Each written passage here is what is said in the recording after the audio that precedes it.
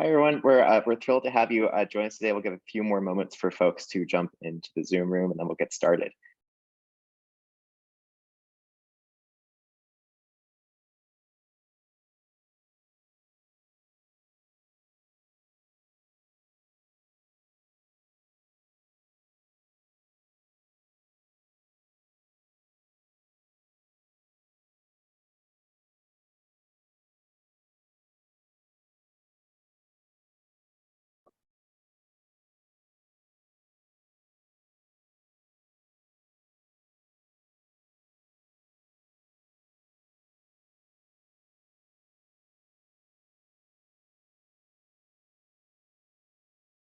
Alrighty. We're thrilled to have you all join us today. First, as a friendly reminder, please make sure you mute your microphone for the duration of the event. We are also recording the webinar, and we'll post the event to the Data Science for Everyone website. So if you know anyone who couldn't make it today, fear not. We also wanted to acknowledge those in our community who may be observing Yom Kippur today.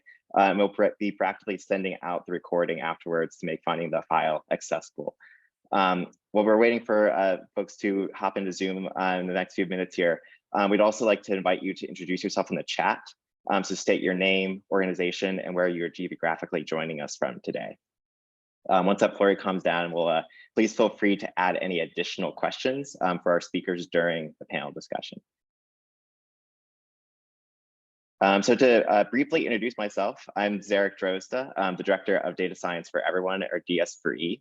DS4E is a national initiative, coalition, and community based at the University of Chicago, striving to catalyze the adoption of data science and data literacy as a basic component of K-12 education. We began our work under the leadership of economist Steve Levitt, following a viral Freakonomics podcast in 2019 on modernizing the K-12 experience.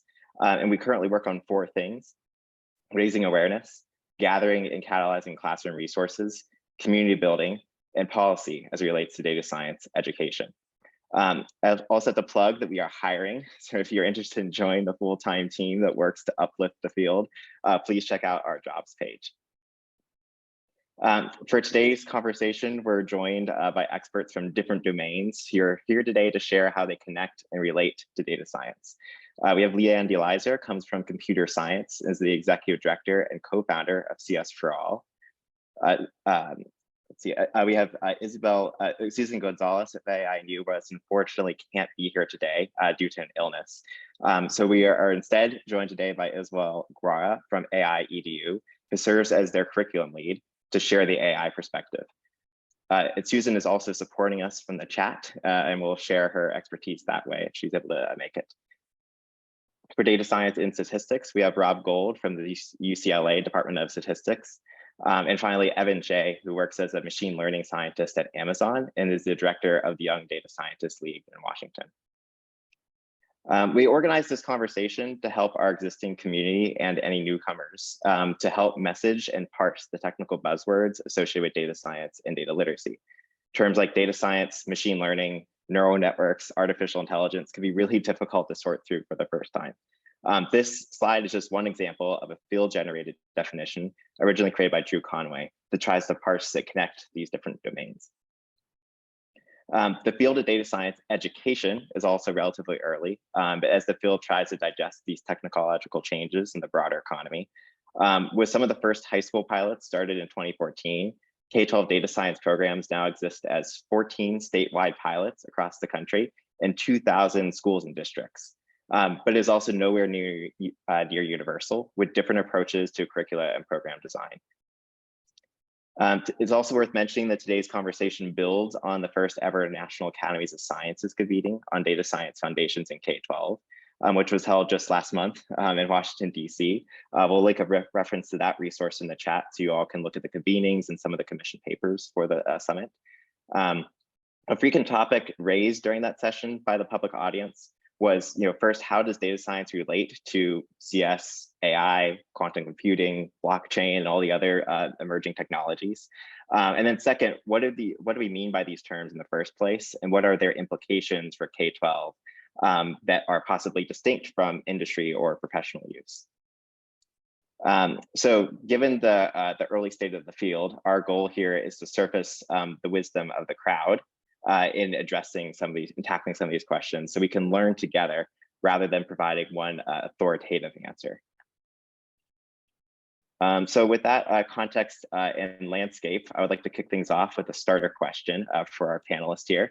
To help our attendees get to know you all better, could each of you say who you are and describe your work and some of the core competencies in your domain that students would encounter? How does your work include or connect to data science? So any of you all should feel free to jump in. Leanne, I might put you on the spot first, and we can just kind of do a roundtable. Sure, no problem. Hi, everybody. It is a lovely evening here in Germany. I'm here for a few days, but glad to talk to you all back in the States. I am the executive director at Computer Science for All, and I come to this role through a variety of other ones, including spending 10 years as a high school math and computer science teacher, an AP reader, all of the things. And I helped start numerous computer science focused high schools and was an author on the K-12 CS framework and the lead writer on the data strand of the K-12 CS framework. So under all of that, I've had a lot of experience with computer science and data science. And you asked what some of the core competencies of computer science are, and I think that is a big, huge question. And it's really, it comes down to how do we help computers do new and unique things in order to solve the problems of the world today. And in order to help the computers enact those things, we have to learn how to program them. We have to reason about their impacts on society and technology. We have to, in today's world, consider the impact of data and how that data drives the way computers make decisions in the space. And I think in that last bullet, you heard a little bit about the connection to data science. There is almost nothing in computer science that operates without data nowadays. I worked for Girls Who Code for a little while as their first curriculum director, and we had a partnership with Twitter where the girls were making apps on a phone that would pull from Twitter's API. And several of the girls made what I call book report apps, where the app never changes from the first day you launch it to the last day you use it. And I challenged them, like, how do you actually use the richness of data so that your app will change as that data comes in and moves through it? And I think what data science is about understanding that data stream, translating that data stream into something that is usable by humans or machines, and then making predictions or recommendations or changes based upon that incoming information. So there's what I hope is the answer to all your questions. And I know everybody else is going to sit there until somebody gets named. So I'm going to hand the football to Evan, who's the next one on my Hollywood Squares. Thanks, Leanne. Hi, everyone. It's just so great to see everyone here. So many familiar faces, including some students as well. So especially to the students, big shout out for being here. I'm representing the Young Data Scientists League.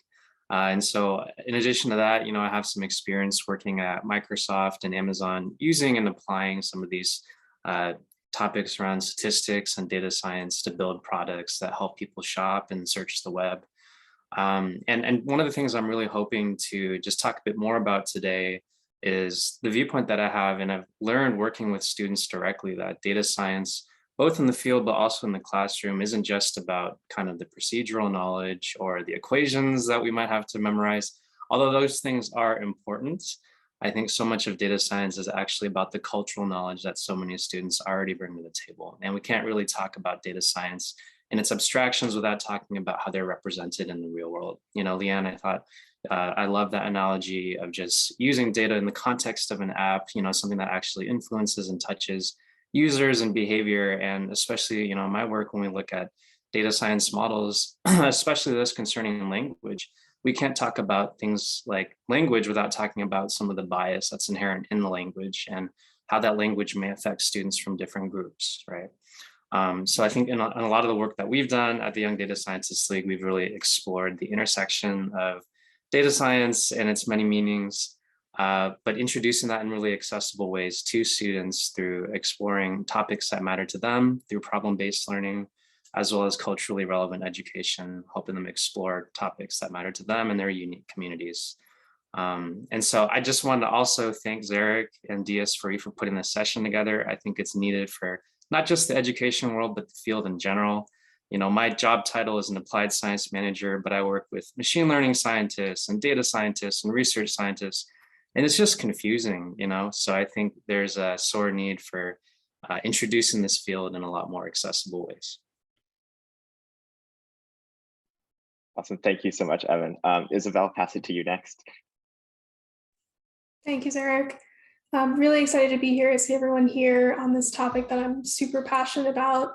I'm representing the AI Education Project. I'm the curriculum lead there.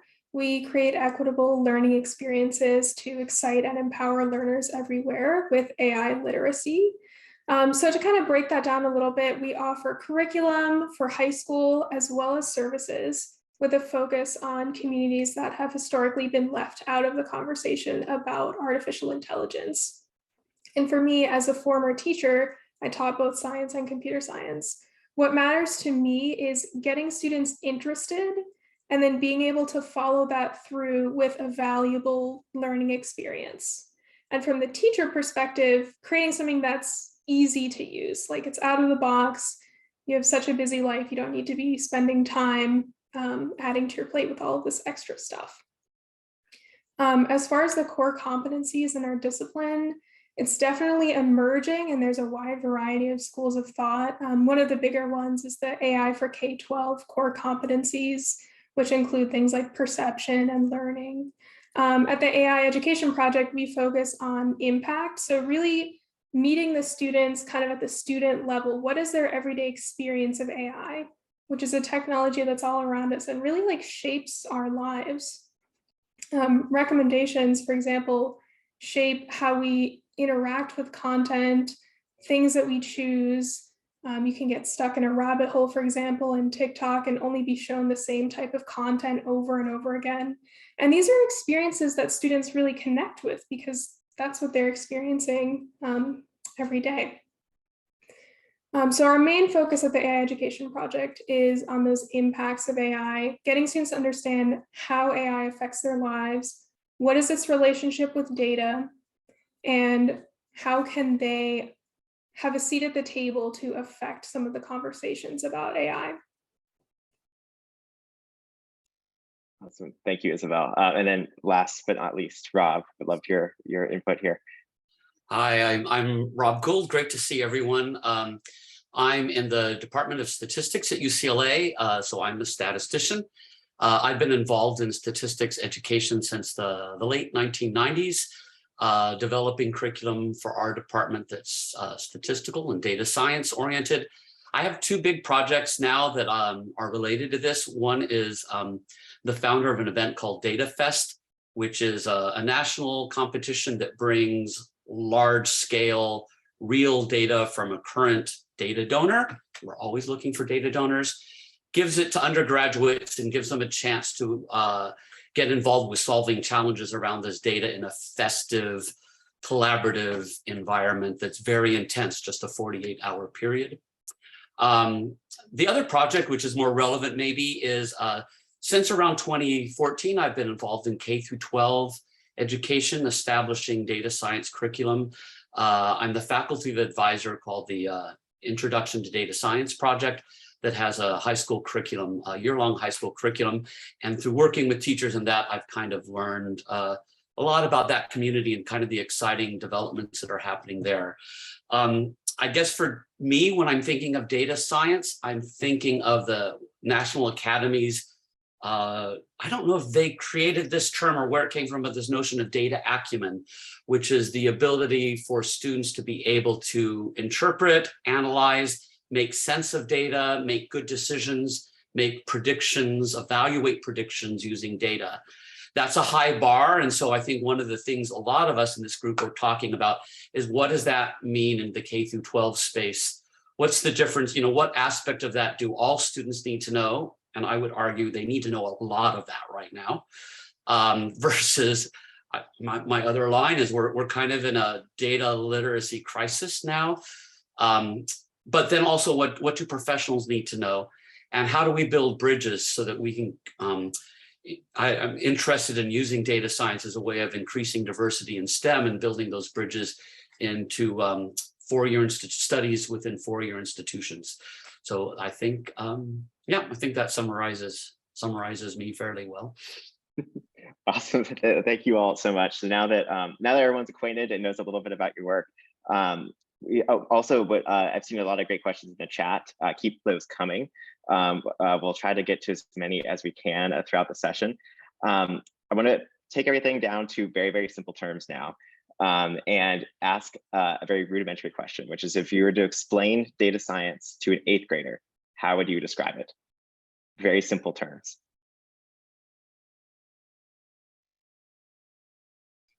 Rob, maybe we can go reverse order. We'll start. I'll go first. Yeah, thanks.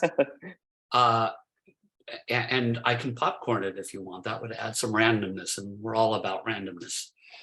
Although you can argue if that would be random. So for me, like I said, data science, especially in the K through 12 curriculum, is really about developing data acumen. So it's I would say data science teaches us ways of carefully observing the world, so we can better understand our behavior, the behavior of various systems. We can make better decisions, and we can make discoveries.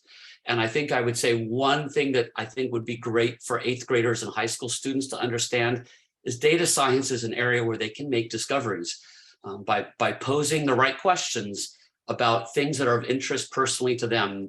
They can discover things that no one has ever discovered before. So I think that's a really thrilling area of data science that's maybe not true of other sciences at the high school level. Oh, so I said I'd popcorn. I'll go to Evan. I love that, and I'm a huge fan of popcorn as well. I would say, I don't know if there's any 8th graders in the audience, but this is a question that I really love, and it's one that I struggle with because I think it's one that I keep trying to get right. So we'll see if I can get closer this time. But building off of what Rob said, I'd say that data really is about interpreting the world around you, finding ways to represent that information that you might already be observing implicitly, but representing it in explicit ways. And when you do that, you get a couple of really cool things that come from this with data science, right? One is kind of the discoveries that Rob mentioned. And another might even be something like automation. Can we make things work on their own? Can we help them decide things on their own? Some people call this AI, some people call it machine learning, but you might also call it as what you get recommended when you go to TikTok on your phone, and TikTok will actually take, its representation of what it thinks you like and give you more content based on that representation. So I'd say that's one example of data science. I'll popcorn it over to Isabel. Thanks, Evan. Yeah, I agree. This is a tough question. I would say data science is about asking questions about data, finding patterns in data, and then doing something with that information, acting on that information. And artificial intelligence, specifically, it's rooted in data, finding patterns in data, and then learning from it and making predictions or decisions based on what you learn from that data. So artificial intelligence without data would be like Minecraft without any blocks. It just doesn't make sense. It's not a thing that could possibly happen. So Evan gave a great example of TikTok. Another good example is if you ever watched a Twitch stream, there's an AI that's reading every single chat, and it's checking every single chat to tell if that's a harmful or harassing or toxic piece of text. And it will alert moderators if it thinks that that is something that should be removed, which is really, really cool. But it's learned from a ton of data, what is toxic and what isn't. And now it can make predictions about new data. Popcorn Leanne. Great, thank you, Isabel. I love all these definitions, and I love that I get to go last. So, because I get to imagine something a little different for our 8th grade friend. I think by the time you're in 8th grade, you've made a lot of graphs. You've made graphs in math class, you've made graphs in science class. And I want you to think for a second about those graphs you've made in science class, where you went and you observed something maybe in your science lab, or your teacher asked you to walk around the building or outside and to count something. And then you brought that information back and you translated it into a visual representation. And then your teacher or someone probably looked at it and said, that's a good graph. And it stopped there. What data science is about is, one, how do you get more information than you collect with your own 2 eyes? So can we collect information at scale through sensors, through the internet, through automatic data collection features? That representation, that graph that you made then becomes generated from all of that information, kind of similarly to what you did, where you were choosing whether it should be a line graph or a bar graph. So you're choosing the representation of how that information needs to be displayed. And then finally, what makes it data science is we don't stop at the graph. We use that information, that representation, to do something in the world. And whether that is to power a decision that is made by an AI, like the Twitch stream, or perhaps even what music that Pandora thinks you might like based on your likes and dislikes before, or we use it to influence. And so the New York Times has an entire data science department that is responsible for telling stories through data. And so the data visualizations can either, the transformations can either power computers to do more, or they can help influence humans to think about something in a way that they might not have, to give them a surprising piece of information or to synthesize something they never could have understood before. So all of that together is data science for me. Awesome. Thank you, Leanne. Thank you all. I will, so first, I know we have some students joining us, so let us know how we did in the chat. And I will also say second that, and at least in my experience, sometimes the high school students, even the middle school students, are ahead of the adults in understanding these terms and understanding the technology. Share it with us how you explain this back to your peers and back to your adults, because we might have some learning to do from you all as well. Another question, and you all spoke to this in your introductory remarks. How can we make sure that historically marginalized communities have access to opportunities in data science and all the related fields that we're speaking through today? And I can start with Leanne to go back in reverse order, and then I'll let you popcorn. And feel free to just jump in if you all have any thoughts here. Yeah. I think, Zarek, you and I talk a lot about access because we're at the very beginning of this journey on data science education. And so what we need to make sure is we need to make sure that every student in the United States has access to fundamental learning. But what we've learned from computer science is that access is not participation. Even though over half of the schools in the United States teach computer science, as per the most recent report by Code.org, the Computer Science Teachers Association, and the ESIP Alliance, only about 4.3% of students are actually enrolled in a computer science course. And so we have to make sure that those spaces where they're learning data science is inclusive, is representative of their identity, is welcoming, and uses data sets. So to Rob's point of needing good data, uses data sets that have meaning, that feel like something that they would want to tackle as part of a question they had about the world, right? You heard me talk about data science as like this collection, representation, and then using that representation to inform, right? Or to make a change. And if we're not picking data sets where that final step is important, the change you're going to make, whether it be in a program or whether it be in society, then students aren't going to feel like it's an important field for them to pursue. And when it comes time for them to make a choice, or when they perhaps are suggested by a guidance counselor to pursue something else, because that might not be for them, we need them to have the interior desire and drive to overcome those barriers so that they can truly pursue the deeper learning necessary at the post-secondary level, to access those high-paying careers and jobs, and to use that unique experience that they bring from their own identity and their own lives to enrich the whole field of data science and bring that to the fore. And I will hand it over to Isabel. That was a really good explanation. I really appreciate how you teased apart accessibility and participation. Thinking from a curriculum perspective or designing learning experiences for students, our goal on the learning team at the AI Education Project is to spark lifelong interest in artificial intelligence. So how do we get students to adopt some of these fundamental mindsets that they're fundamental to computing and to AI. And some of those would be like a curiosity mindset, trying to understand what's happening around them and why they're experiencing certain things. Another mindset that's really important to me is knowing that the world is explainable.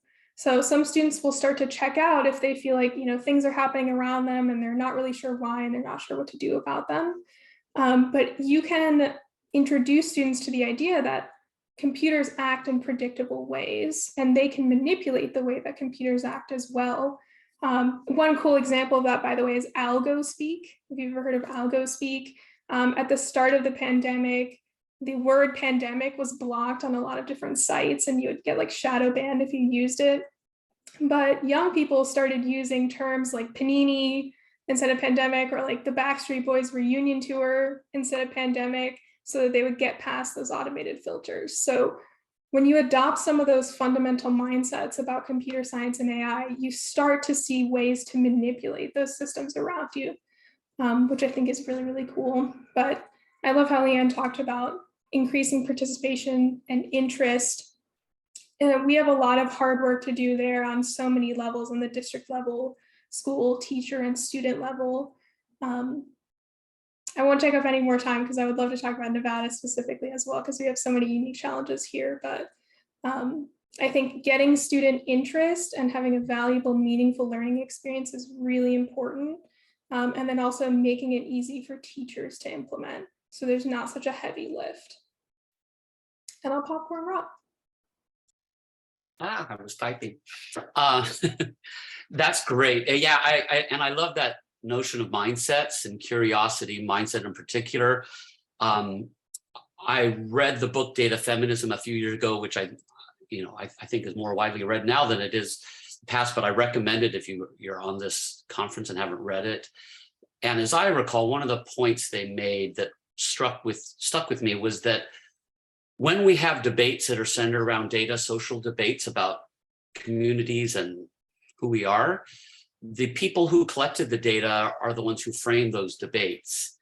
And one way I think one skill I want to pass on to students is the ability to develop that curiosity mindset and turn those into directed questions, because the questions drive the data collection. So phrasing questions is what frames the debate ultimately. And that gives students potentially a lot of power when they turn those questions onto their own lives and their communities and the aspects, like Leanne said, the sort of things that are relevant to them. That's not easy to do. I mean, there's some literature, including some from my friends in Paderborn, about how difficult it is to teach students to ask really productive questions centered around data set. So that's, I think, something we need to pay attention to. The other side of that, I think, is we ask too much of single courses. We offer a data science course, and we think students are going to learn data science in that one course. We offer an introductory statistics course, and we think they're going to know all they need for. And this notion of data acumen and data literacy is really a challenging notion with lots of subtle, complex understandings behind it. And it's too much to ask in one course. And so I think if we're thinking in terms of developing equity-driven education, we have to embed those ideas early on. And we have to consider when technology is required and when it's not, because often we can teach some of these fundamental understandings without technology. And that gets around the fact that still many schools don't have adequate technology for many things. They will someday, and we have to be prepared for that. But we need to start developing that along the way. I will point out, maybe a little self-promoting, a document I helped write from the American Statistical Association and the National Council of Teachers Mathematics. I'll put a link in it, but it's a guidelines for teaching and developing some of these concepts in K through 12.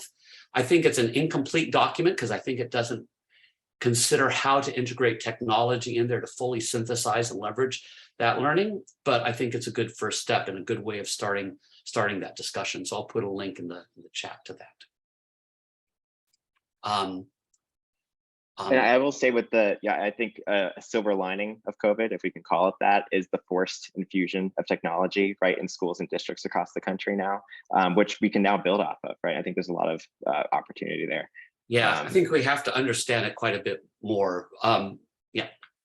Did Evan go yet? I don't. Yeah, Evan, please jump in.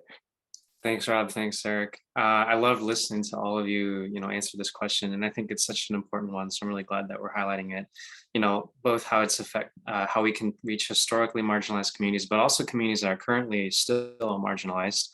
I would say that one of the reasons why we started the Young Data Scientists League was because of a question very similar to this.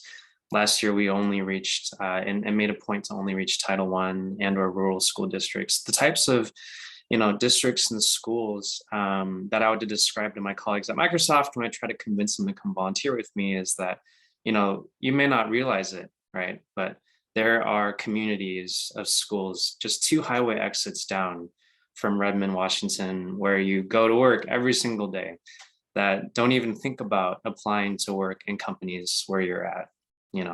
They don't even think about applying to UW or their local state college, right? And I think in many ways, my personal belief is that these communities are still in many ways disjoint from the people that need to have access to skills like data science the most. And so I don't have a great solution that doesn't involve much more broad structural changes outside education. But I think within the education world, we see a tremendous opportunity with data science, because I believe that the language of data science can be used to quantify differences such as these and elevate student voices from communities such as these. So I'll give a couple examples. In our program, we've reached a lot of students who are still, who've been described by their teachers as broken students, families that have been separated by ICE, students that are still finger counting, but we still see so much cultural capital and knowledge that these students bring to the table. And so at the onset of our program, we start by making sure that they feel included and belong, recognizing that, historically, when you sign up for something like a math class, you're not used to seeing yourself in the curriculum, right? So one of the aspects that we focus on with the Young Data Scientists League is, can we move away from the terminology? Can we move away from, one of our advisors, Dr. Brian Brown at Stanford, who's done some incredible research on this. He talks about how if you use terms like photosynthesis in a classroom without foregrounding it in cultural knowledge that students have, you're already excluding half the classroom there, depending on where you teach, right? And so can we describe concepts in terms that students know? Can we represent them? Make sure that they see themselves by race, gender within the curriculum. But at the end of this, back to Leanne's point, having a pot of gold at the end of the rainbow, can we actually help students see through firsthand experience that some of the projects that they're able to build through some of the materials that they learn through data science can be useful for them in their lives, right? So some of our students have built things like, one of my favorites is the most popular topic our first year was Minecraft. I think this was early on in the pandemic when students were really enjoying being online a lot more before things got a little bit more real. And so a lot of our students spent time collecting rare items and sheep and drops in Minecraft, right? That's not something that I could ever do because I don't play Minecraft, but I do think I would love to see examples like that brought back into the curriculum. But our students also pursued a lot more serious topics, right? Like, are there health inequities based on gender within our local school? And I feel like when you get to this intersection of problem-based learning and culturally relevant education, you get something really special. And I think it's pretty incredible that data science can be used to describe topics like that. And it's not something that we see with every field. Yeah, Sarah, do you mind if I jump back in and add something? So Evan and Rob, you both kind of brought this like wraparound, right? So Evan, you were talking about like the big projects you do. And I think Rob, you mentioned even like, how it's important to help students ask important questions about data. Like, how do they even start, right? So we have to, as a community, do both. We have to set up like, what are the big projects? How do you foreground an essential question around a data unit, right? Are there health inequities in my school? But we also have to disaggregate what are the small little steps that teachers have to unpack for students for them to be able to be successful in answering that big essential question, right? So at the Academy for Software Engineering, we do a unit on data science in the 9th grade class. And students are given a spreadsheet with, I think it's like 10 or 11 different data sets, everything from music to basketball to like, they get to pick and choose. And if you're from the Northeast, you know what Snapple is. So Snapple is a drink that comes in a bottle. And when you take the lid off the bottle, there's something underneath called a Snapple fact. And so one of the assignments that students had to do with this massive spreadsheet of 11 data sets, each on a different tab, was they had to write a Snapple fact. And that practice of even writing a sentence that synthesized data in a meaningful way, right? And we would do it multiple times as the synthesis got more sophisticated. So for example, for the basketball players, the students might write the sum of the weights of all of the players on the New York Knicks team is, right? And you would be surprised at how hard it is for a ninth grader to take a look at this massive table of data and write a sentence with a number in it that isn't just a number they pluck out of the spreadsheet. And I think all the math teachers who are on this call are going to empathize with me when they remember what it means for a student to like get to the end of a problem, a word problem, and have to write a sentence that answers the problem with the number that they found, right? And that challenge, those little baby steps, are really an important piece of getting to data science for everyone. We can't get to everyone if we don't think about how do we unpack the pieces so that every learner can approach those big projects from a way that feels supported and scaffolded for what they need. Thanks, Leigh, for jumping in there. I couldn't agree more. I think each of you spoke to the power of data and data science for being an accessible floor and then also a high ceiling, right, and pathways to success afterwards. And Leanne, I think what you're also speaking at the very end there was this, we know we need to do more research in learning progressions and what those baby steps look like as we unpack the individual skill sets and learning connections as students progress through all from very kindergarten, right, to 12th grade to then afterwards. So much work to do to make this work accessible and in reality at scale. Yeah, and I think we've seen a lot of questions in the chat. So if we want to toss this back out both to our chat, to anyone on the ground and the other panelists, right? What can teachers do to help this along? How we talk about providing professional development to teachers, but they're the ones in the classroom who are recognizing, oh, like in this lesson plan, students have a real trouble getting from point A to point C. And maybe it's because we're missing step B in the middle, but nobody has addressed that for me. So for all of you teachers out there, if you're implementing lessons in AI and computer science and data science, and you feel like there's like this step that is a little too big for students to step, let us know, or share with us any of the scaffolds that you all have designed to help support. And I'm curious, Evan, in your work with the Young Data Science League, like where are the ways that you find that you have to step into the middle, like to help them along? Yeah, Leanne, I really love this question. And I think it feeds into some of the questions I've been seeing in the chat too about how can we just even start with terminology that doesn't immediately make people feel scared of a new and exciting, but potentially intimidating field. We're still working on this. We've been very blessed. I see a couple of folks from San Diego in the call here. We've been very blessed to work with the wonderful folks at San Diego to power some of their instruction, especially over the summer. And as part of that, we were tasked with a pretty interesting challenge, which was how can we work with over 100 teachers from all different backgrounds, right? And in many cases, I saw some questions about K-5. A lot of these teachers only had, experience in teaching in the elementary school level. They were asked to teach a data science curriculum at the middle school level. And so through that, we saw a lot of challenges, right? A couple learnings I can share from there is really trying to develop from, Isabel, you mentioned kind of learning design from the ground up, including teachers as part of that as co-creators is one big thing that I think we're very concerned with. But another is also helping teachers in an environment where they can serve as a facilitator, where they can learn alongside the students, right? I mean, data science as a field really is in many ways about uncertainty. We don't know everything in the world. We're trying to figure out ways to represent information and answer new questions. it wouldn't be data science if we knew what the answer to that question would be on the onset of that, right? And I think so often teachers are expected, from my experience, to know the answer up front, right? And so can we design learning experiences where they can learn alongside the students? And can we bring in a community of folks to help supplement their knowledge when students, and they will do this, ask some really deep questions, right? What is the difference between causation and correlation? Is this the right or wrong way to interpret this data? Does it show whether or not there's racism or sexism in this data set? These are some really challenging questions, right? And in the industry, we even have a hard time working with these questions. And I think, I don't know how scalable this solution is, but we're certainly trying it at YDSL.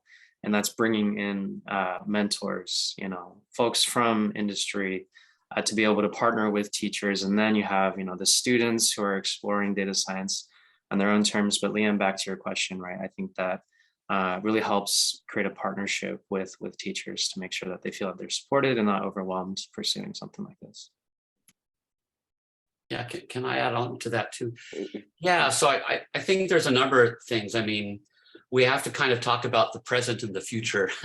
And Evan did a great job of kind of talking about some of the ways that we're working the present.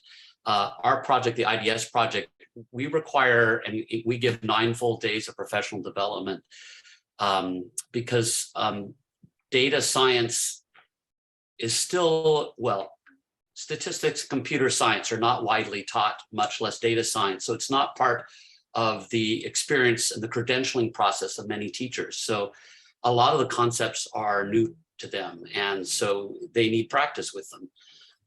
I, along with other people on this call, attended the National Academies of Sciences convening, was it just 2 weeks ago, maybe 3 weeks ago on data science education. And it was thrilling. I mean, if you haven't seen the tapes, I mean, there's lots of great programs and projects out there that utilize co-design where teachers and parents and counselors are involved in this process, as Leanne says, of identifying where those gaps are and finding ways. And I think that's really exciting. If we're looking to the future, we really have to think of pre-service teaching. I mean, really teachers of math and science and social sciences, and let's add the humanities, should have data experiences and computer technology experiences as part of their undergraduate preparation to teaching and as part of their credentialing. And we're not there yet. We're moving there. As Evan says, San Diego is doing some great things along those lines, and other districts are too.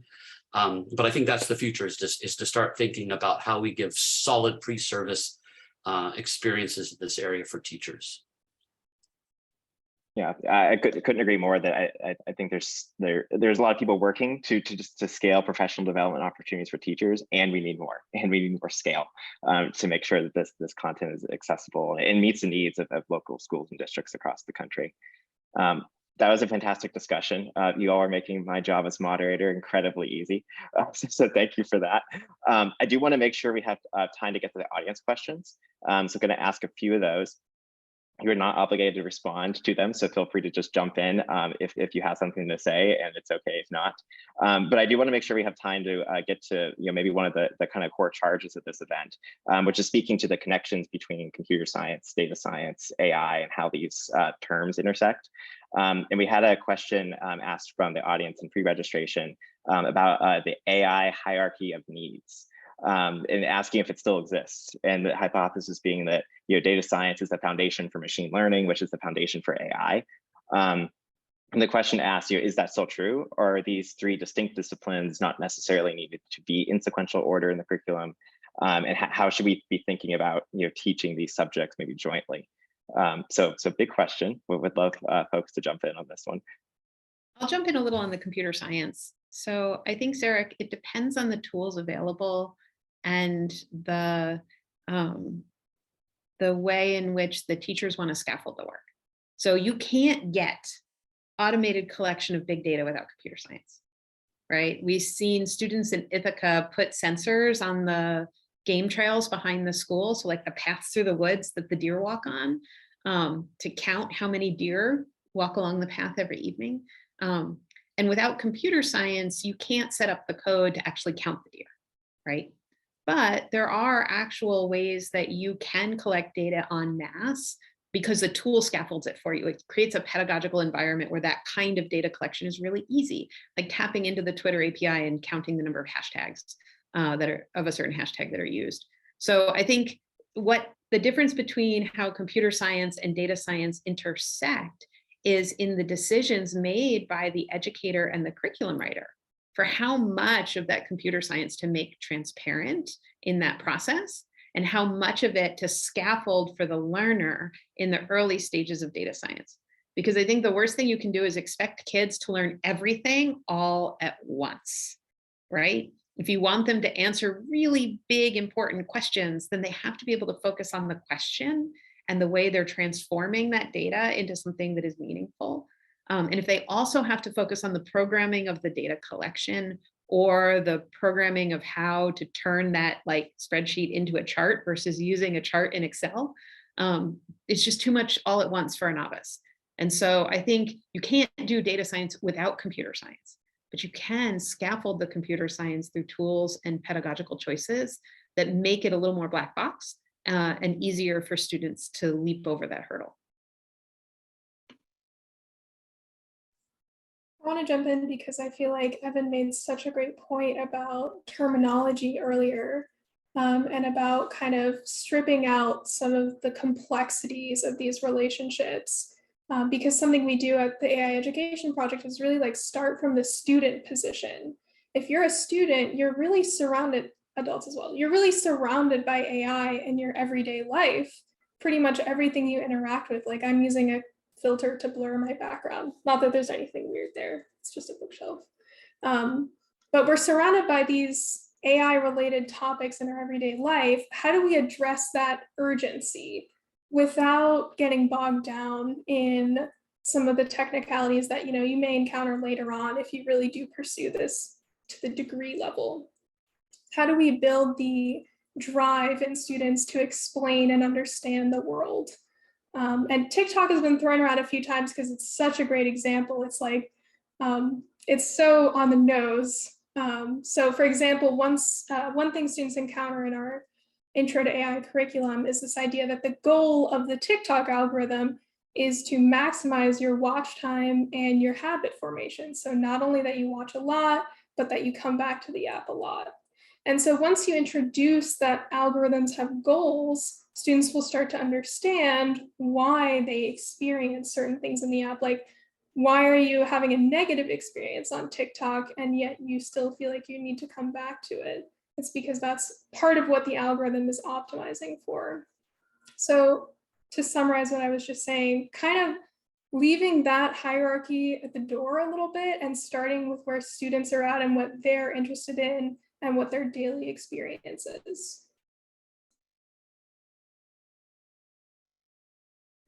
Thank you, Isabel. I think that partially captures maybe the motivation of asking the question or challenging this question in the first place, right? It's unpacking the terms a little bit and focusing on those foundational aspects. Anyone else want to jump in here, or we can have I'll the next one. I'll just add that what I'm loving about this conversation is so often when we talk about this, it comes out as lists of topics and methods. And I love the fact that no one is saying, and I knew this would happen with this group, but we're not, and it's important that we get this message out because this is a critique we're getting about data science, is that it's just about teaching students to use tools. And I think all of us here, and I hear all of us talking about how to understand tools and how to understand how tools are being used by others. So I'm really enjoying this. Isabel's, I love this, ignoring the hierarchy and meeting students where they're at and focusing on what the understandings are.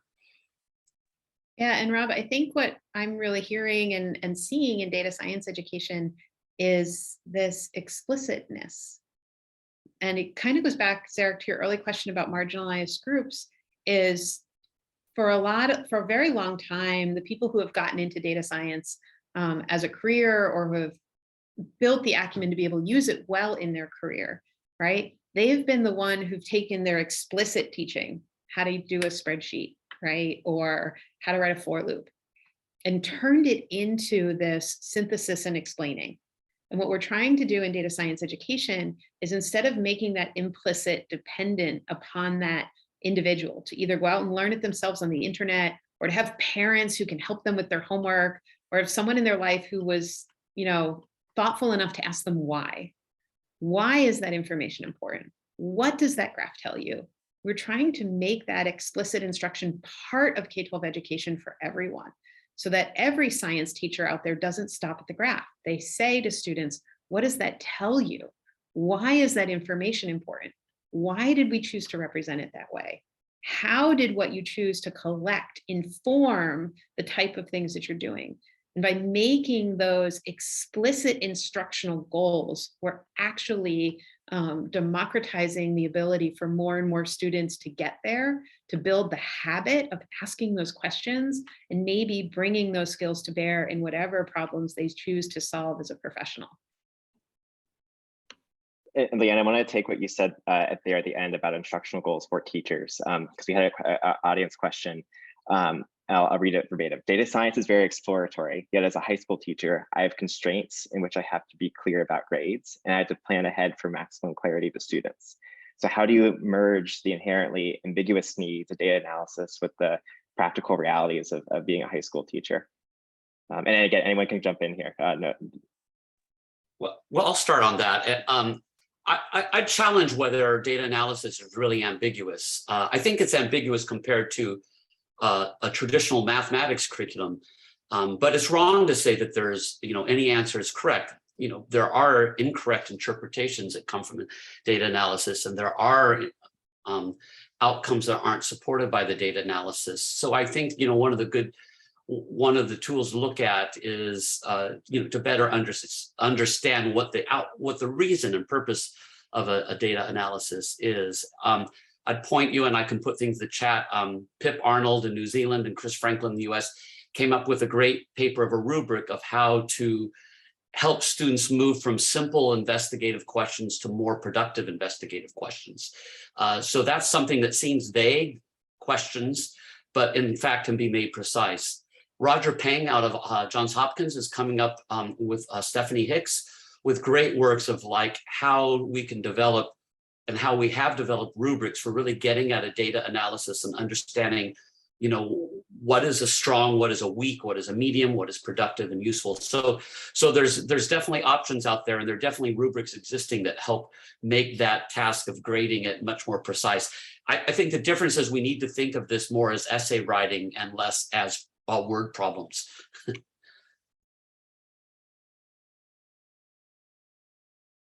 I love that framework, Rob. That got some resonance here. I'd like to briefly jump Isabel, off of that.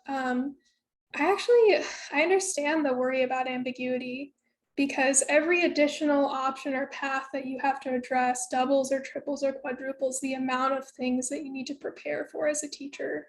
So I totally understand that.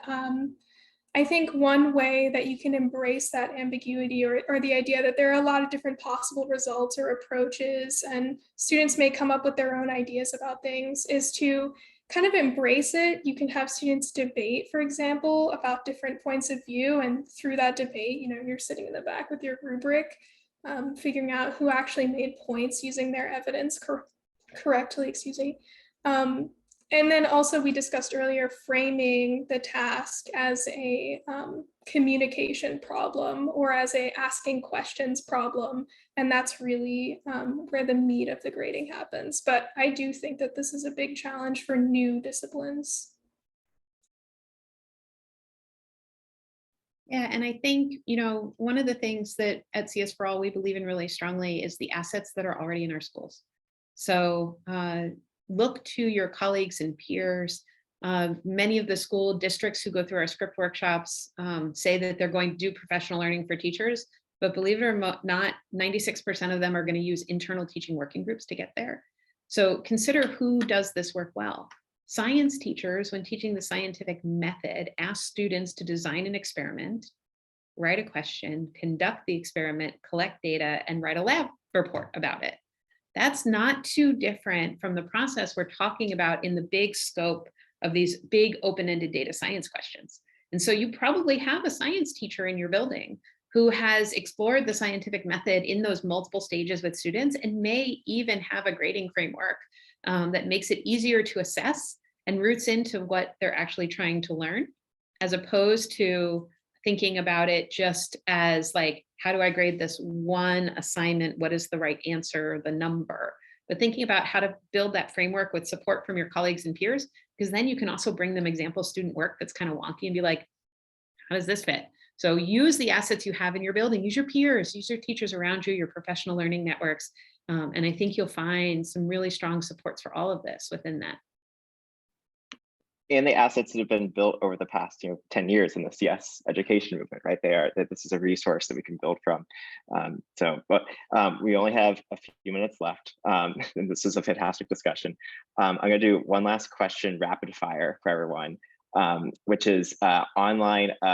Can you all recommend some available online courses that I can use to engage high school juniors and seniors in data science? So like online self-paced, maybe out of school context resources. If we go around the room really quickly, and then we'll wrap up. I'll go first. I'm not familiar with any that meet all the constraints. I mean, the bootstrap.org site has an online curriculum that's very solid. I don't know if it's self-paced. I'm not sure it meets all those constraints. I'll put a link to a collection of things that use that provide various web-based resources, and but that's all I know of. We'll lift the constraints, just resources for high school students who want to jump into this more and want to learn more. Well, I'll just add our curriculum is you can download that as well and look at it. And that's of course the one I'm most intimately familiar with.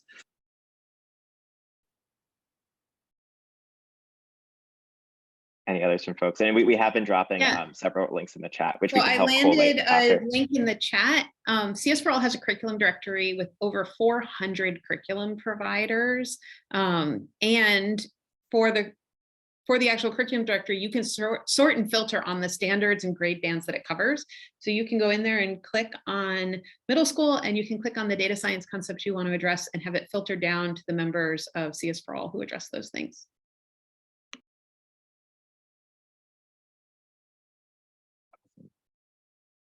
Okay, with that, this was a fantastic discussion. We will do our best to collate the many great resources that folks have mentioned during the chat afterwards.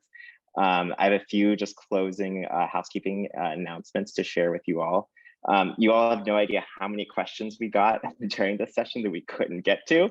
So I want to emphasize that this is just the beginning of I think a longer conversation, right? That we will do more events and have more thought pieces. And I think that there's a lot more work and exciting work to be done here.